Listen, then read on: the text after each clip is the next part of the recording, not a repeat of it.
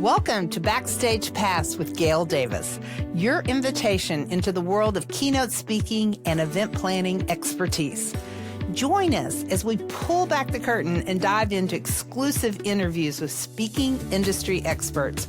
From seasoned speakers to master event planners, we're here to provide you with the ultimate backstage experience. Get ready to unlock valuable insights, tips, and strategies that will elevate your events and leave your audience inspired. Hi, my name is Gail Davis, and I am your host for Backstage Pass. Today, we are going to dive in to one of the most important conversations in business today. We're going to talk about ethics, leadership, and decision-making. And our guest, Andy Fastow, often refers to this as the gray zone. Andy served as the CFO of Enron from 1998 to 2001. In 2004, he pled guilty to 2 counts of securities fraud and was sentenced to 6 years in federal prison. He completed the sentence in 2011 and since then has dedicated his work to helping leaders and organizations identify and manage risk that so often goes unseen. Andy is the only Enron executive who has taken full responsibility for his actions and both repeatedly and publicly expressed remorse. In addition to serving his sentence, he forfeited far more than he ever earned at Enron and is credited with being the individual most responsible for helping recover $6 billion for revenue shareholders. At GDA Speakers, we have worked closely representing Andy for over a decade, and it is really a privilege to work with him. His story resonates deeply because it's not just about the collapse of Enron almost 25 years ago, but it's about what leaders can do to avoid some of the same mistakes. I'm so glad you're with us here today, Andy. Thanks very much, Gail. Happy to be here. I think the fact that you take responsibility and have expressed remorse is what makes this story so incredible. So would you like to talk a little bit about that just before we even get started with the other questions?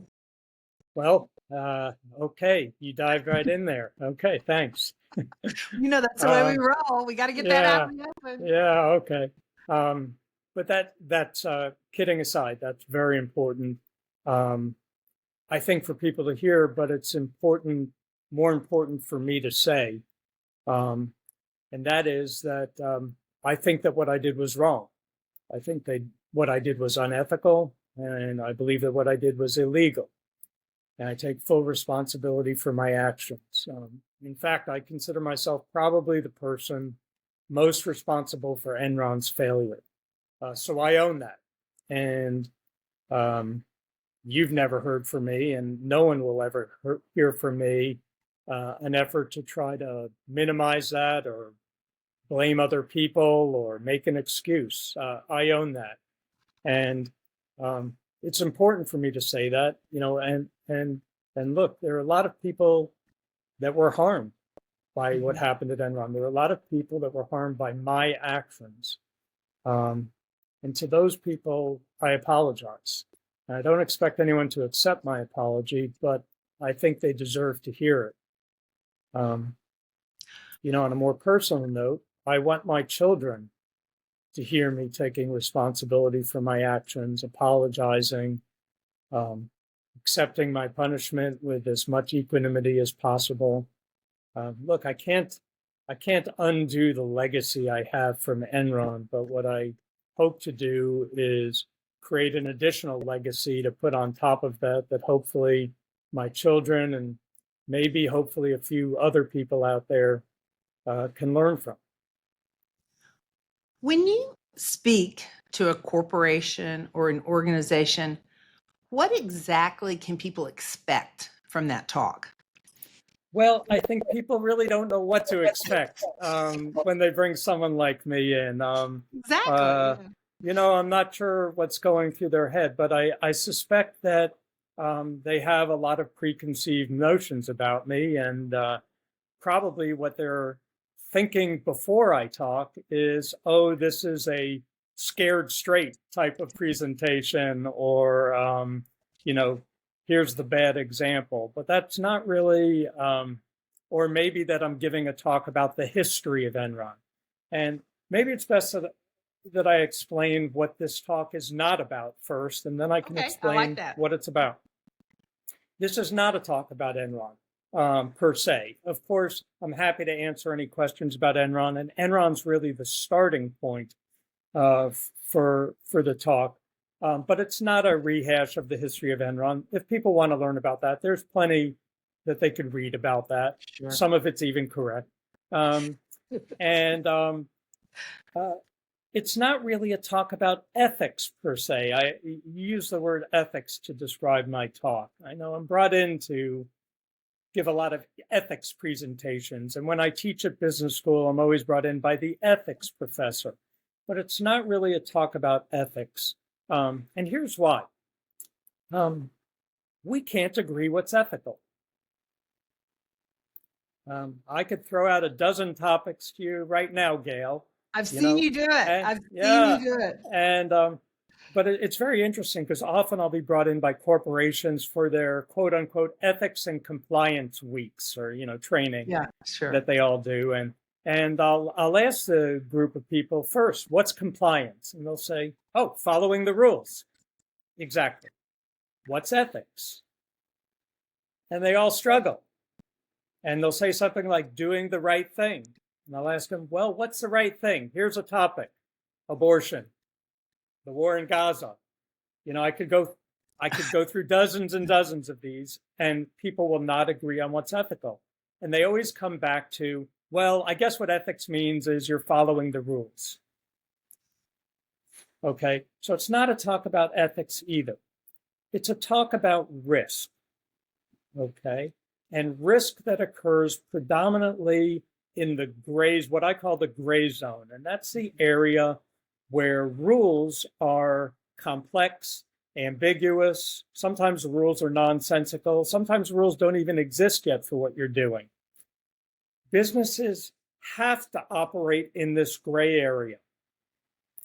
And when they operate in the gray area, the companies that get into trouble are the ones that use only one standard for making the decision.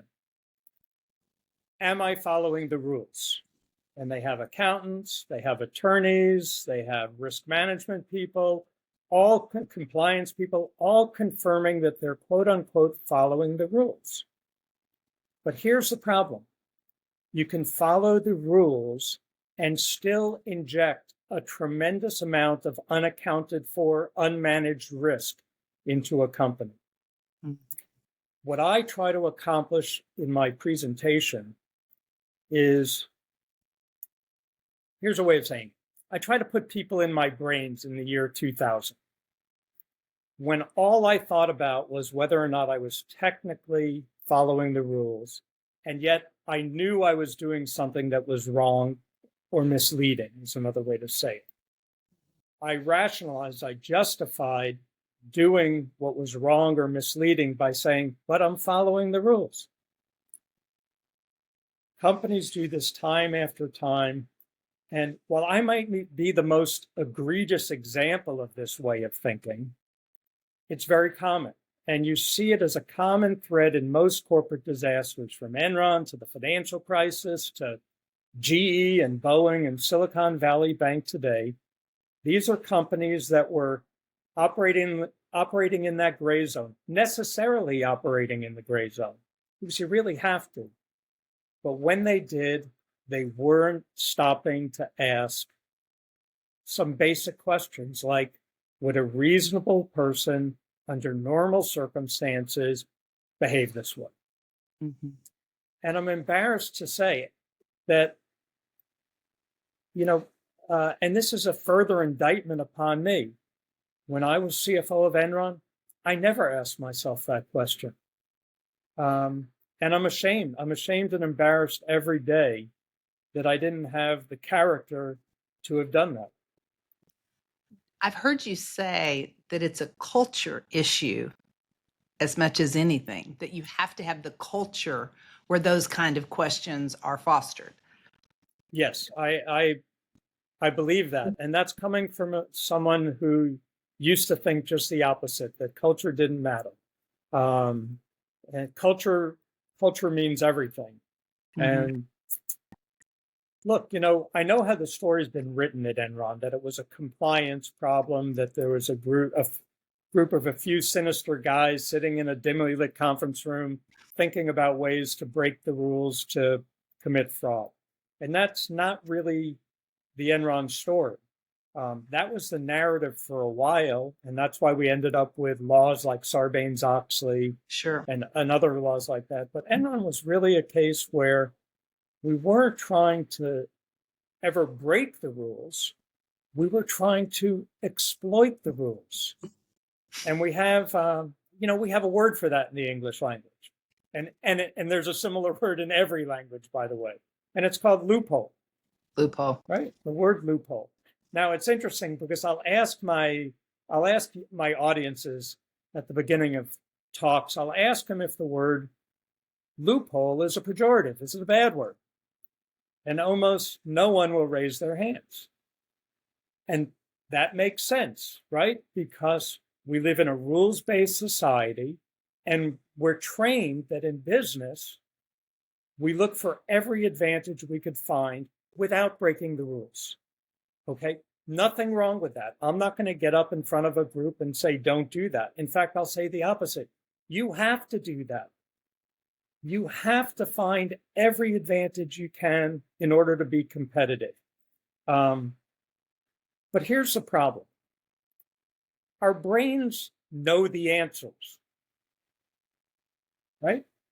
In other words, our brains know what we want subconsciously, even before we know what we want consciously, right? And in business, it's a little more stark. Think of it this way. A CEO doesn't get his team together on January 2nd and say, hey guys, just try your best. Wherever we get, that's good. Everyone gets a bonus, right? I'm sure, Not how Gail, it works. I'm No. sure you sit down with your team and you tell them, this is the number we need by the end of the quarter Yeah. for each quarter of the year, right? Sure. Sure. And it's everyone's job at that point to find creative ways to get there, right? And there's nothing wrong with that. In fact, that's a good thing. That's how we make advances in technology and productivity, all different ways. I mean, we have phrases for it. Think outside the box, push the edge of the envelope, create a new paradigm. No one's ever bought a book called Think Inside the Box, right? It's because we have to push into that gray area to find new ways, to creative ways to do things. That's loophole. That's another way of saying loophole, right? Nothing wrong with that. But here's the problem. Our brains know what we want.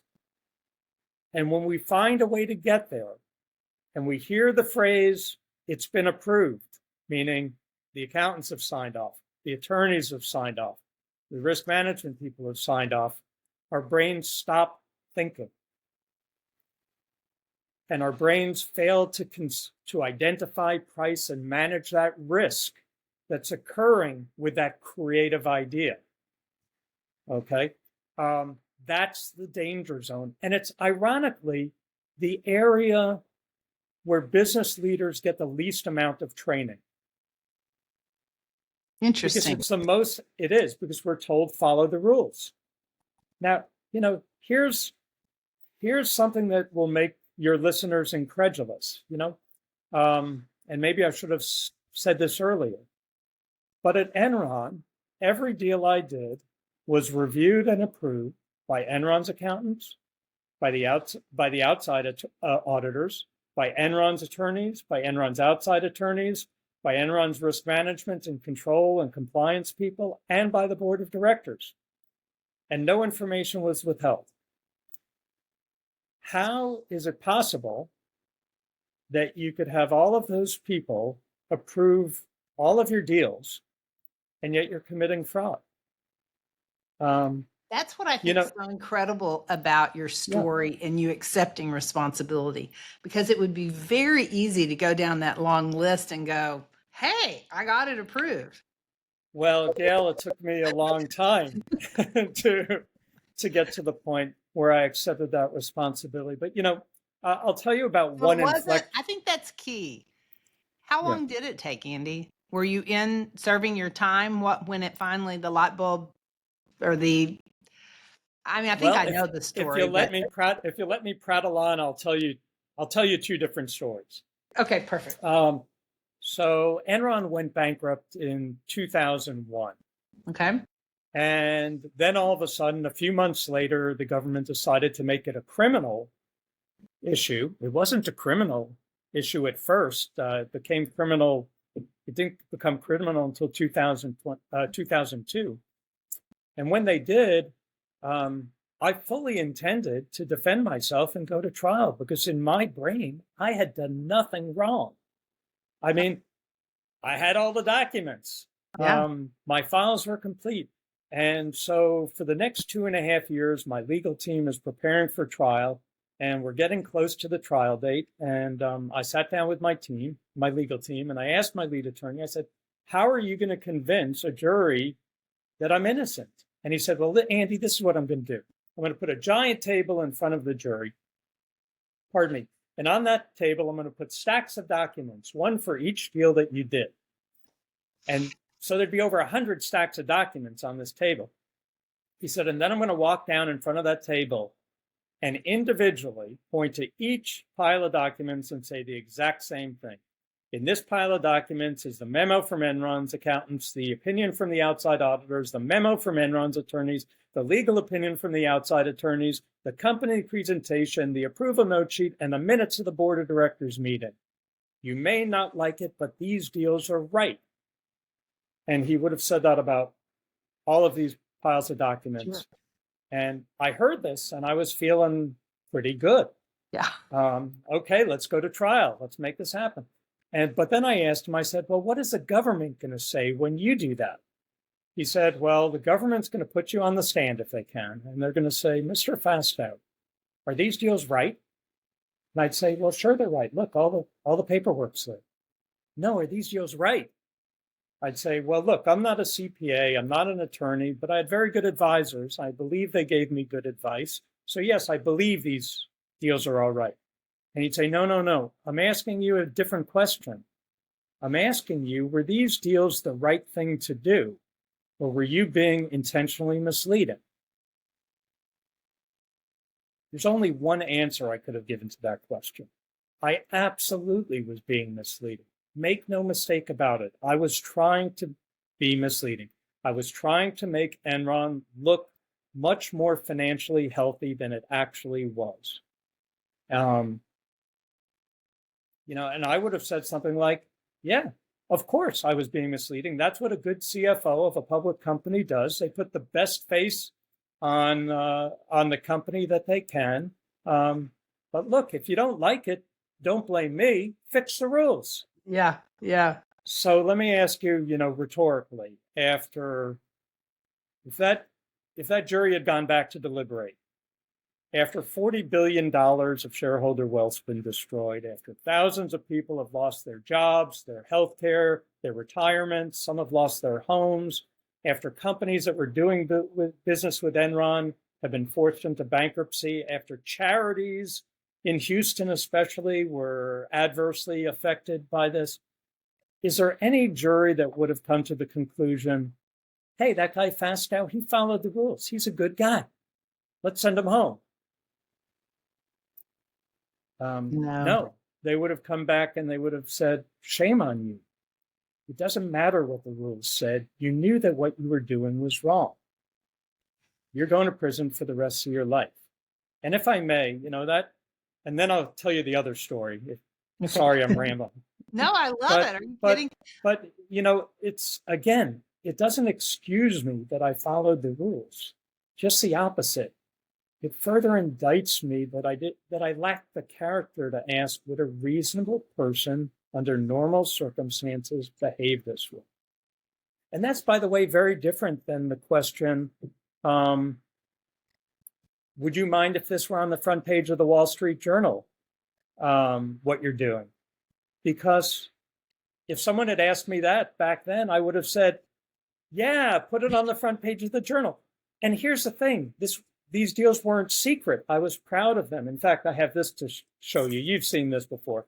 This is my trophy from CFO magazine. In the year 2000, it's falling apart. I had to tape it back together. It used to have a star on top that fell off. Now it's just giving me the finger. But this was given to me. I was CFO of the year in the year 2000. CFO magazine. From CFO magazine. CFO magazine. I was CFO of the year specifically. And if you were to go back and read the article in CFO magazine, specifically because I did these deals that made Enron look healthier than it really was. That's called structured finance. But the whole technical finance and accounting thing isn't really relevant to my talk. It's the concept was I was given the award because I was able to make Enron appear different than reality. Okay. Coming back to that story. So when I realized what the government would be able to say at my trial, I realized that no jury was going to come back and acquit me. And so I decided to plead guilty. And I pled guilty to 2 counts of securities fraud, agreed to serve 10 years in prison. And I got this. This is my prison identification card. Every inmate in a federal prison has to carry their card around with them at every time, all the time while they're in prison. And, when I was leaving, the officer at the prison handed this to me. He said, hold on to it. You could use it when you come back. You keep your same prison number your whole life. This is like a social security number. So if I ever go back, that will be my number. Oh, come on. And I will tell you, it is emblazoned in my brain like a social security number. But again, how's it possible to get both of these for doing the same deals? And let me bring that full circle. I asked you about loopholes earlier. When I ask my audience about loopholes, they often, almost everyone says loopholes are good. No one objects to loopholes. But then I pose the question a different way. I ask them, okay, let's say you go home to dinner tonight and you're sitting around the table having dinner with your children. And your clever child says to you, hey, Mom, hey, Dad, I want to get something straight here. You've given me rules I have to live by in this house. I just want to make sure that so long as I technically follow your rules, if I find a way to get around the purpose of those rules, you won't punish me. I suspect that would lead to a very long and painful conversation with the children about character and purpose in life and reputation and risk. Why is it that our brains would think about loopholes so differently in those different situations? And herein lies a problem. In business, we're trained to be rules-based only and focus on the rules. But if something goes wrong, the rest of the world, the SEC, the Department of Justice, plaintiffs' attorneys, the media, social media, they will not focus on the rules. They will ask the reasonable person question. And it's this disconnect where the problem occurs. I know next year marks the 25th anniversary of the collapse. Why do you think this is still so relevant today, almost 25 years later? And why do people still do case studies on Enron? Yeah, this is a very interesting thing. They're still teaching Enron cases in business school, and usually not just one case about Enron, multiple cases in the finance department, in the accounting department, in the ethics department. It's still referenced all the time. And we still live with many of its legacies, like the Sarbanes-Oxley law. So why is that? Why does Enron have so much resonance. And I'd say it's perhaps the same reason as why people bring me in to talk. And that is because this is a talk about human nature at the end of the day. We could all think of cases where we know the answer we want, and we find ways to technically get to the answer. We find that loophole, whether it's in business, whether it's in church or synagogue, whether it's in our personal lives. And there are example after example. And I use many of those examples in my talk, not just business examples, but political examples and things like that. And I stay away from the juicier political examples, like, depends on what the definition of is. As far as someone who may have technically followed a rule, but was doing the wrong thing. When you look at the business examples, Purdue Pharma, Boeing, Silicon Valley Bank, it seems like these companies were destroyed by self-inflicted wounds in a way. Do they have something in common? Yes. And that again is the purpose of this talk. What they have in common was the way my brain was working in 2000. It's this way of thinking that so long as you're technically following the rules, there are no other questions to be asked or answered. It's that missing piece where they're identifying and pricing the risk. And this again is natural. This is human nature. We don't like to see things that contradict our belief, right? We see that in a very bad way today in politics and things like that, but it's human nature. That's why people tend to go into their silos to look at media and things like that. It's because they don't want to be bothered by the things that might contradict their belief. Belief in business is the business answer. That's belief in business, right? The number we have to hit. So they don't want to see, our brains don't want to see those hidden risks. The Amish have a phrase that I love, which is, much of what we see depends upon what we're looking for. Ooh, that's good. What I want to do is, by taking people through how my brain works and then use examples that have occurred over the last couple of decades, set an alarm in their brain. So when they hear someone who sounds like me, and maybe it's someone they're working with, maybe it's someone they're doing a deal with, maybe it's themselves talking, hopefully that alarm goes off and they'll pause and ask some of the questions that I failed to ask.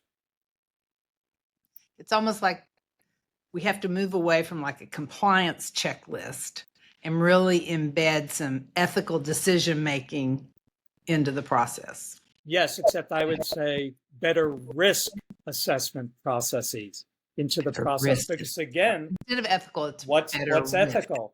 Yeah. What I was doing obviously was considered very ethical at one point, and then very unethical at another point. So, and it's very difficult, so you can't teach people where that line is. Yeah. Some lines are black and white, but here's another way to say it. Following the rules is only a precondition to a business decision. It isn't the business decision. Yeah. Okay, I'm thinking about what audiences this story really resonates. And I know firsthand that I have booked you so many times for YPO, the Young Presidents Organization, and EO, the Entrepreneurs Organization. And I know with those audiences, it really resonates because you're actually talking to business owners and business leaders who are thinking about the organization that they're responsible for. I also know that this really has impact in corporate audiences. But for Yeah. our event planners that are listening, where do you fit in speaking to Well, their company? Should you be at the board level, it sounds like? Should you be with the top leaders? Should you be in front of the sales organization? Who should you be speaking to? well, the short answer is all of the above. Okay. But I get very different, I have very different conversations with each of those groups. So probably the most common way I'm brought into corporations is as part of their ethics and compliance training, which is something they're doing, probably to be better companies, but also, and have a better culture, but also because they want to tick that box and make sure they've gotten their ethics and compliance training done for all their employees. Mhm. I also go in and talk with boards, and I do a different type of presentation with directors. I'll take them through a short form version of this way of thinking and what led to the problems at Enron and really hundreds of other companies since Enron. But then I'll talk about, I have a list of a dozen things that directors might do differently. Okay. Now, it's interesting though, but I get, because I get different reactions from each group. So for example, more, if you'd call it rank and file employees, you know what their number one question is? What? Okay, when I see something going on that I think is wrong, how do I talk about it? Oh, Because I don't want to great. necessarily be a whistleblower, and Right. it may just be a bad decision. There might be no rule being broken, but it's just a really bad decision. How do I talk about that? So the young people want to know how to raise their voice without it causing them to be ostracized or derailing a career. What's your answer to that question, Andy? Well, here's the number one answer, and I've already said it ad nauseum here with you today, is never use the word ethics. Yeah, you have said it. Okay. And the reason is because if someone were to utter the phrase, I think this may be unethical, everyone else gets defensive. Yep. They immediately hear that as, you think I'm unethical, and they're going to freeze you out. But if you were to utter that question as, have we identified all of the potential risks with this decision? For example, what if this were to occur? It would be received very positively by their superiors in the company. And the superior would look at the young person and say, that kid's thinking. That's just the type of person we need here. So a lot of it is style, if you will, more form, if you will, in the way you approach those types of decisions. I like that. And then at the board level, the number one question from directors is, how do we identify, problems like this? Because by the time something gets to the board, it's always presented as everything's been reviewed and approved. Yes. And the like. And so I'll take them through a series of steps, or suggestions of things they might do. And I'll give you an example of two of them, because I don't, I want to save some of my powder, Gail, for hopefully someone. That's right. Hopefully more boards will bring me in. But here are two suggestions I give. One is add an additional person on the board who's a designated devil's advocate. Or, I have a much more inappropriate phrase for that, but someone who's going to be a jerk. Yep. Okay, because here's the problem at the board level.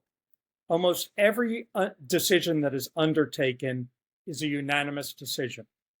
Mm-hmm. And I understand that. It's very difficult to be a dissenter on a board or adverse on a board. Number one, because you don't have enough time, you don't have enough information, and also because you don't want to get the reputation as being disagreeable, because then you're not going to be invited on other boards and you're going to see these people at the country club and things like that. So directors tend to be very quiet and acquiesce. Um, what they really, but if they were to hire someone whose only job is to be adverse and play devil's advocate, they'd never get angry at that person for doing it Yeah. That is a because they great know he's there. suggestion. And in fact, there's one board that I talked to that actually implemented this. And I went back a year later and talked with them. And you know what dynamic developed? What would happen is every time there was a decision and everyone was voting unanimously, before they did, they would always turn to the devil's advocate and say, what are we missing? Oh, I love it. I love it. Yeah, and so it changed the dynamic of the board tremendously. And then there are some other simple things, like simply asking the question, would I make this same decision if this were my company that I wanted to leave to my grandchildren and my name, family name, was on the side of the building? Boy, that's a good one. And it's amazing how often you'll get different answers for that if you're a public company versus a private company. And it's not to say that the decisions are wrong, because public companies and private companies have different audiences and constituencies. So there's sometimes a good reason for that to be different. So I'm not saying it's always the wrong thing to do, but what it means is if you're getting a different answer, you should pause and have a discussion about it. Why is there a different answer?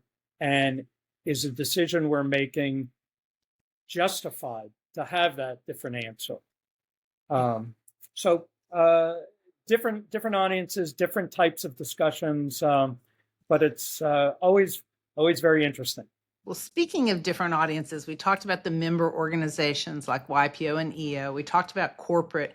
You also speak to some associations where their members can get CLE or CPE credits, which is unique. And I know often certain organizations are looking for speakers who can come in where they can get those continuing education credits.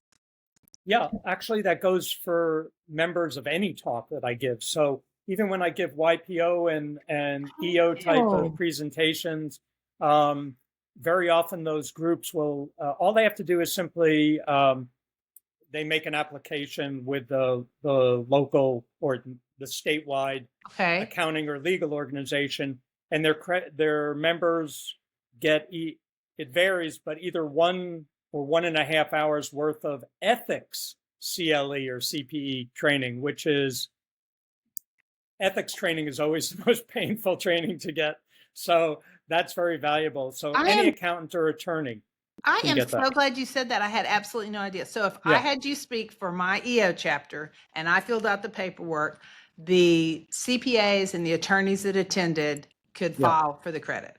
That's right. And what I typically do in those situations is I supply whoever the event organizer is with an outline and copies of my slides so they could submit it with the application, and it makes it for simple, easy approval. Well, you learn something new every day. I did not know that. Thank you. Yeah. There are so many stories that you have that I'd love to ask you, but like you said, we've got to save a little bit of the magic for people to bring you in. I really appreciate this. I've always felt like since the very first time I met you that you're so honest and you're insightful, and there's just a lot to learn from what you and your family went through. And it's not lost on me that it wasn't just you, it was your wife, it was your son. So and since you bring up family, this is in all the talks, I always encourage the organizers to have a substantial Q&A session, because as you might imagine, I get a lot of questions. I had one Q&A session go for 3 hours, and for evening events, I'll typically end up after dinner at the bar talking till the early hours of the morning with people. But what's important is that people understand that I encourage all questions. Nothing's off limits. If there were to be a question that I didn't want to answer, I'll simply say so. but I won't be offended. I mean, literally at this point in my life, you cannot offend or insult me anymore. So that means questions about family, questions about prison, questions about the justice system and what that's like. So that makes for good conversation. I also, as you know, Gail, I put my cell phone number up on the screen. Yeah. And I'll often get a lot of texts after the fact with questions that maybe people were a little uncomfortable asking in front of the group. If a text starts out, "I'm in a situation that made me think of you," that's usually not a good sign, but I get some of those as well. But I actually got, if I can, I got a funny text a little over a year ago. I gave a talk for a group of 400 CFOs up in the Boston area. And as usual, I put my cell phone number up on the screen for people to send texts. I got lots of texts afterwards, but I got a very unusual text from one of the CFOs. She sent me a picture of her son. And I was like, I didn't understand that. And then she explained. She said, "Well, I took this picture a week ago because I was so proud of my son at how creative he was, how he thought outside the box, and I thought to myself, he's going to be a superstar. This kid's a genius." And then she explained. She said, "We have two major rules in the house for him. The first rule is you cannot bring your iPad into the kitchen. And the second rule is you cannot bring food into the living room." And then she showed me the picture, and her son is lying on the ground with his body in the kitchen and his iPad in the living room. He found the exact transverse line. And she said, when I saw him do this, I was so excited, so proud of him. Now I've seen your talk, and I'm really worried. And that's another great thing about you, Andy, is you can always bring a little levity and a little humor to a very important topic. And once again, you've reminded me it's not ethics, it's risk.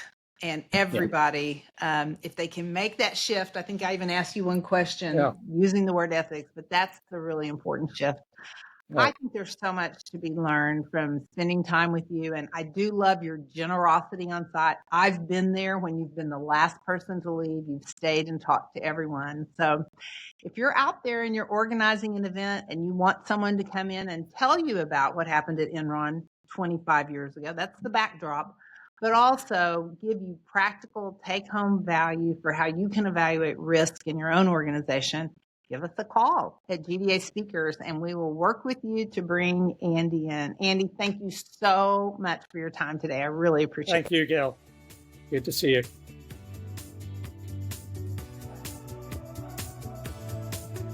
Thank you for joining us on Backstage Pass with Gail Davis. Tune in for more exclusive interviews and pro tips to elevate your events. Don't forget to subscribe and share your thoughts with us. We'll catch you next time behind the curtain on Backstage Pass.